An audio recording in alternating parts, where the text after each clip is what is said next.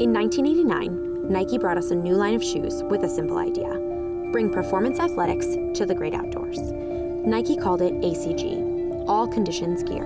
And in the nearly 30 years since we were first introduced to icons like the Son of Lava Dome and the Aqua Sock, ACG has come to define the company's effort to get urban athletes out of the city and into the outdoors. This is its latest shoe, the new ACG React Terra Gobe. For the first time, Nike has brought React foam technology to an ACG shoe.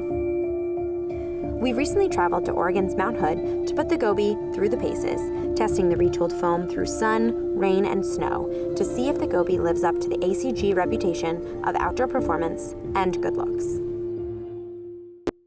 So Meg, how was it? The trip was great. Yep.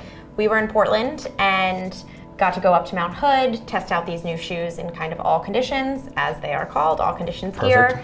We took them through rainy forests, through snow-covered mountains. As you're driving up Mount Hood, there's a point where the trees totally change from very green and lush and beautiful, and then all of a sudden they're snow-covered and wind-blown, and you're like, oh, now I'm at the top of a mountain. I'm heading up there. You took a cat up to the top, you hiked at Silcox, right? Yeah, we got to the Timberline Lodge, which is where they filmed The Shining, and then we got on cat machines and basically went all the way up to Silcox Hut, which I think is at like 7,000 feet, basically. We basically like glamped up there. It's all bunk rooms. It's a beautiful stone structured building. From what I could see from the inside, the night that we got there, you could not see more than like 2 feet in front of your face. All right. So it was very intense, yeah. Okay, so speaking of glamping, ACG has become a bit lifestyle. I can understand why you think that. It's the colors and like how loud they are. And it does definitely draw attention to the gear that you're wearing, and that's kind of what they want, to advertise for that. Walk me through some of the features that they've added to it. Yeah, so basically the newest feature this year is that they added this React foam to the base of the shoe. And so it's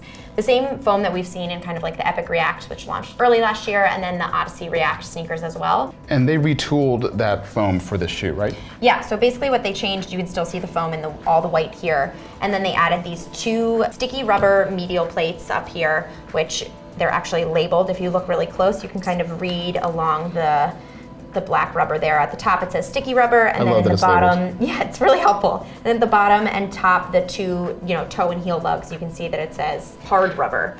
The React foam, it doesn't really have much grip to it, so when you're kind of like leaping over moss-covered trees and all of that, which we saw on the film, you might slip. So that's why these helped me walk and hike and run, which was great. When are they coming out? April 20th, and they will be $150 last time I checked. All right.